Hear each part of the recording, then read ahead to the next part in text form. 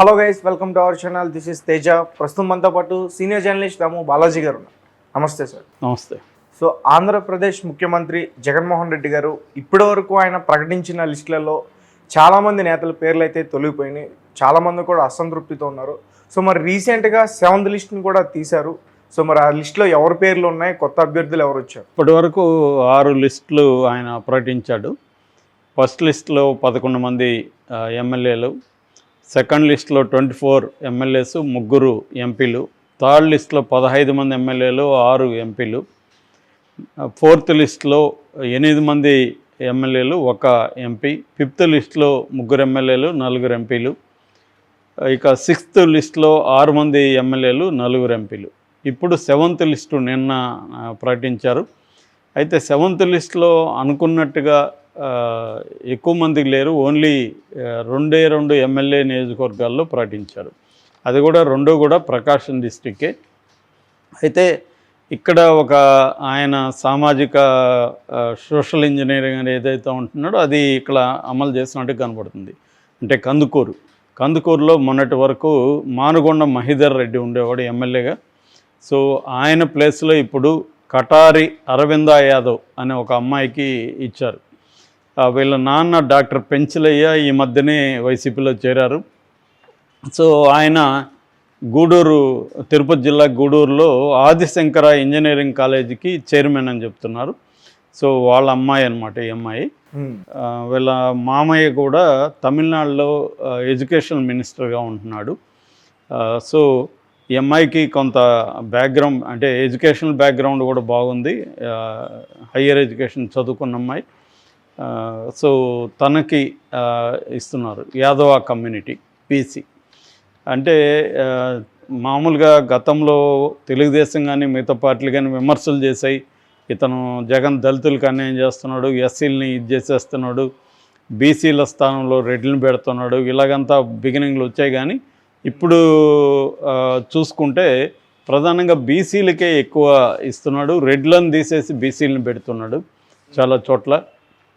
So ఇది ఒక ప్రయోగం అనే చెప్పచ్చు మనం. ఎందుకంటే మామూలుగా అయితే జగన్ రెడ్డి అని వీళ్ళు పిలుస్తారు.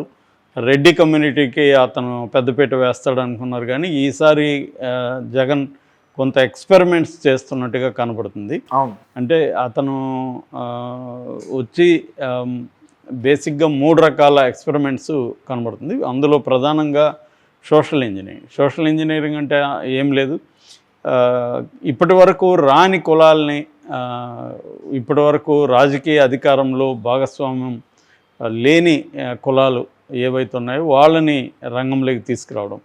అది కూడా జగన్ వ్యూహం ఏంటంటే ఆ కులాల పట్ల ఏదో అతనికి కన్సర్న్ అయి కాదు, గెలుపుకి ఇది బెటర్ అనేది అతను ఆలోచిస్తున్నాడు. అతను ప్రతిదీ కూడా మనం గెలవాలంటే ఏం చేయాలి అనేది ఆలోచించి చేస్తున్న పని. బట్ దానివల్ల రాజకీయ నాయకులందరూ కూడా ఎవరైనా అంతే, జగన్ అయినా అంతే చేస్తాడు, చంద్రబాబు అయినా అంతే చేస్తారు. ఎవరైనా వాళ్ళకి ఏదో తక్కువ కులాలు లేకపోతే పేదల మీద ప్రేమ ఉంటుందని ఏమి అనుకోవాల్సిన అవసరం లేదు. వాళ్ళు ఏం చేస్తారంటే తాము గెలవాలి, మళ్ళీ రావాలంటే ఏం చేయాలని చూస్తారు. జనరల్గా ఏమవుతుందంటే ఈ అప్పర్ కాస్ట్ ప్రెజర్కి వాళ్ళు సరెండర్ అవుతూ ఉంటారు చాలాసార్లు. ముఖ్యంగా చంద్రబాబుకి ఆ పేరు ఉంది, ఆయన కొంత మొహమాట పడతారు అని. ఈసారి ఆయన కూడా స్ట్రిక్ట్గా ఉన్నట్టు కనబడుతుంది. అయితే లిస్ట్ వచ్చినాక కానీ మనం అనలైజ్ చేయలేం. బట్ జగన్ లిస్టులు చూస్తూ ఉంటే బీసీలకి బాగా పెద్దపీట వేస్తున్నాడు. ఇప్పుడు ఎంపీలు 25 మంది ఉంటే ఆల్రెడీ 11 మంది బీసీలకి ఇచ్చాడు. బీసీలకి ఈ స్థాయిలో ఇప్పటివరకు ఎవరు ఇవ్వలేదని చెప్తున్నారు. మనం చూస్తే గతంలో ఎన్టీ రామారావు కూడా ఇలాగే చేశాడు. బీసీలకి ఇవ్వడం వల్ల ఇప్పటికి కూడా తెలుగుదేశం పట్ల బీసీలకి ఆ కన్సర్న్ ఉంటుంది. జగన్ వచ్చి దాన్ని బ్రేక్ చేస్తున్నట్టు కనబడుతుంది. దీనికి ప్రధాన కారణం ఏంటంటే కాపు కమ్మ ఒక పొత్తు ఏదైతే ఉందో తెలుగుదేశం జనసేన మధ్య, దీనివల్ల కాపు ఓట్లు పెద్ద ఎత్తున ట్రాన్స్ఫర్ కానీ అయితే జగన్కి ఇబ్బంది అవుతుంది. అందుకని ఈ కాంబినేషన్ దెబ్బ కొట్టాలంటే బీసీ క్యాండిడేట్లని ఎక్కువ మందిని తీసుకురావడం ద్వారా బీసీలని పోలరైజ్ చేయొచ్చు. బీసీలందరూ కూడా వైసీపీ వైపు పోలరైజ్ అవ్వగలిగితే ఈ కాపు కమ్మ కాంబినేషన్ని దెబ్బ కొట్టే అవకాశం జగన్కి ఉంది. సో అందుకని అతను రెడ్లు హర్ట్ అయినా పర్లేదన్న యాంగిల్ నుంచి వెళ్తున్నాడు. మనం మొన్న కూడా ఒక టాపిక్ చెప్పుకున్నాం, రెడ్లలో బాగా వ్యతిరేకత జగన్ పట్ల వస్తుందని. దానికి కారణం ఏంటంటే అతను రెడ్ల కమ్మన ఇంకొకటి అనేది చూడట్లేదు. గెలుపు ఎట్లా, ఇక్కడ గెలవాలంటే ఏం చేయాలి, అదే ఒకటే చూస్తున్నాడు అతను. సో దానివల్ల సహజంగా మిగతా వర్గాల్లో ఇబ్బంది అవుతుంది, కానీ వాళ్ళకి ఇంకా గత్యంతరం లేదు. సో ఇప్పుడు ఒక ప్రాబ్లం ఏమైందంటే ఈ వైసీపీలో ఉండే రెబల్స్ అంతా తెలుగుదేశంలో పోవడానికి కూడా స్కోప్ లేదు. ఎందుకంటే ఆల్రెడీ చంద్రబాబు వాళ్ళకే త్యాగాలు చేయాలని చెప్తున్నాడు రోజు. ఎందుకంటే బీజేపీ ఖచ్చితంగా పొత్తులోకి చంద్రబాబు వెళ్ళే అవకాశమే కనిపిస్తుంది.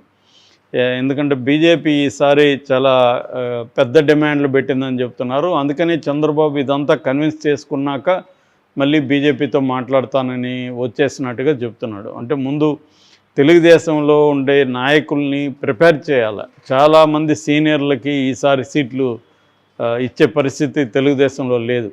వాళ్ళందరూ రెబల్స్గా మారుతారా అన్న ఒక భయం కూడా తెలుగుదేశంలో ఉంది. ఎందుకంటే వైసీపీలో ఆల్రెడీ చూస్తున్నాం, చాలామంది రెబల్స్ అయిపోయారు. చాలామంది తెలుగుదేశంలోకి రావడానికి, జనసేనలోకి రావడానికి ట్రై చేస్తున్నారు. కానీ అక్కడ ఆల్రెడీ జనసేనలో తెలుగుదేశంలో ఉన్న వాళ్ళకే సీట్లు ఇచ్చే పరిస్థితి లేదు. ఇంకొత్తగా వచ్చిన వాళ్ళకి ఇస్తే వీళ్ళు రెబల్స్గా మారుతారు. అందుకని ఆల్రెడీ వైసీపీ నుంచి వచ్చిన వాళ్ళకి కూడా కొంతమందికి హామీలు ఇచ్చి కూడా మళ్ళీ వెనకడుగు వేస్తున్నాడు చంద్రబాబు అని చెప్తున్నారు. అలాగే ఇప్పుడు వైసీపీకి కూడా అదే ప్రాబ్లం. సో ఈ 7వ లిస్టులో మహేందర్ రెడ్డి, మానగుండ మహేందర్ రెడ్డి, ఆయనకి సీటు చిరిగిపోయింది. మరి ఇప్పుడు ఆయన రెబల్గా మారుతాడా, ఈమెకి హెల్ప్ చేస్తాడా, అక్కడ కోఆపరేట్ చేస్తాడా అనేది చూడాలి. అయితే అక్కడ సామాజిక వర్గ పరంగా చూసుకున్నప్పుడు 30-40 వేల ఓట్లు పైన యాదవాస్కి ఉన్నాయని చెప్తున్నారు. సో మిగతా సామాజిక వర్గానికి బీసీలా కూడా ఏకం చేసుకోగలిగితే వీళ్ళు అక్కడ విన్నింగ్ ఈజీ అవుతుందని ఈమెకు ఇచ్చిన అరవింద యాదవ్కి ఇచ్చినట్టుగా చెప్తున్నారు. పరుచూరులో మొన్నటి వరకు ఆమంచి కృష్ణమోహన్ని పరుచూరుకు బొమ్మని, చీరాలకేమో ఎడం బాలాజీని పెట్టాడు. ఈ ఎడం బాలాజీ ఆయన ఒకప్పుడు ప్రోగ్రామర్గా పనిచేశాడు. కొంత విదేశాల్లో, ముఖ్యంగా అమెరికాలో కొంతకాలం ఉన్నారు. సో ఆయన్ని చీరాల ఇన్ఛార్జికి పెట్టి చీరాల ఎమ్మెల్యేగా ఇంతకుముందు ఉన్న ఆమంచిని తీసుకొచ్చి పరుచూరుకి వేశారు. బట్ ఆమంచి నేను పరుచూరుకి వెళ్ళానని గట్టిగా కూర్చున్నాడు. దాంతో మళ్ళీ ఈ బాలాజీని తీసుకెళ్ళి పరుచూరుకి ఇప్పుడు ఇన్ఛార్జిగా పెట్టారు. ఇంకా ఆమంచిది తేల్చలేదు. ఆమంచి మళ్ళీ చీరాలకి ఇస్తారా లేకపోతే ఇంకొక ప్లేస్కి ఏమైనా పంపిస్తారా అనేది ఇంకా తేలేదు. సో ఈ లిస్టులో పరుచూరుకి ఎడం బాలాజీని, ఇటు కందుకూరుకు అరవింద యాదవ్, కటారి అరవింద యాదవ్ వీళ్ళని పెట్టారు. సో ఇప్పుడు ఇందులో మాత్రం ఒకరికి ఇబ్బంది అయితే కలుగుతుంది. అది మహేందర్ రెడ్డి. తనేమన్నా రెబల్గా మారుతాడా లేదనేది తెలీదు. తనతో కూడా పిలిచి జగన్ మాట్లాడుతున్నాడు అని చెప్తున్నారు. కాకపోతే తెలుగుదేశంలో ఉండే పరిణామాల కొద్దిగా వైసీపీకి బెటర్గా అని చెప్పచ్చు. ఎందుకంటే ఒకవేళ తెలుగుదేశం కానీ రెడీగా ఉండి వాళ్ళు డోర్లు ఓపెన్ చేసుకొని కానీ కూర్చుంటే చాలామందే తెలుగుదేశంలోకి వెళ్ళిపోయే అవకాశం ఉంది వైసీపీ నుంచి. కానీ అక్కడ కూడా ప్లేస్ లేదు, అక్కడ ఉన్న వాళ్ళకే ప్లేస్ లేకుండా ఉంది. రెండోది, జనసేనకి తెలుగుదేశం మధ్యనే అనేక గొడవలు జరుగుతున్నాయి. కొత్తగా వచ్చిన వాళ్ళని చేర్చుకునే పరిస్థితి లేదు. సో ఫర్ ఎగ్జాంపుల్ ఇప్పుడు కొనతల రామకృష్ణ వచ్చాడు అనకాపల్లి సీటు కోసం, జనసేనలో చేరాడు. చాలా కాలం ఆయన మౌనంగా ఉండి ఇప్పుడేమో నాగబాబు అనకాపల్లి కావాలంటున్నాడు. సో అక్కడ క్లాష్ ఉంది. ఇట్లా విజయవాడ వెస్ట్ పోతిన మహేష్ ఆయన ఆశిస్తున్నాడు. ఇటుపక్క బొద్దా వెంకన్న నాకు కావాలంటున్నాడు. సో జలీల్ ఖాన్ మళ్ళీ తెలుగుదేశంలోనే ఆయన నాకు కావాలంటున్నాడు. ఇలాగా అనేక చోట్ల వాళ్ళకి కూడా ప్రాబ్లమ్స్ రాబోతున్నాయి లిస్టులు అనౌన్స్ చేస్తే. అందుకని కూడా లిస్టులు అనౌన్స్ చేయొద్దు, లేటుగా చేస్తే వాళ్ళకి టైం ఉండదు గొడవలు చేయడానికి అన్న ఒక స్ట్రాటజీలో చంద్రబాబు ఉన్నాడని కూడా చెప్తున్నారు. ఏదేమైనా అన్అవాయిడబుల్ రెబల్స్ని అయితే డీల్ చేయాల్సిన పరిస్థితి ఈ 3 పార్టీల్లో కూడా ఉంది.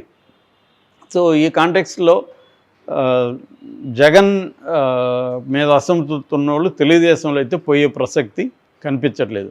ఇష్టమున్నా లేకపోయినా వాళ్ళు అక్కడే ఉండాలి, లేదంటే వాళ్ళకు ఉండే ఆప్షను కాంగ్రెస్ పోతే వీళ్ళు డబ్బులు ఖర్చు పెట్టుకొని అక్కడ డిపాజిట్ కూడా వచ్చే అవకాశం లేదు.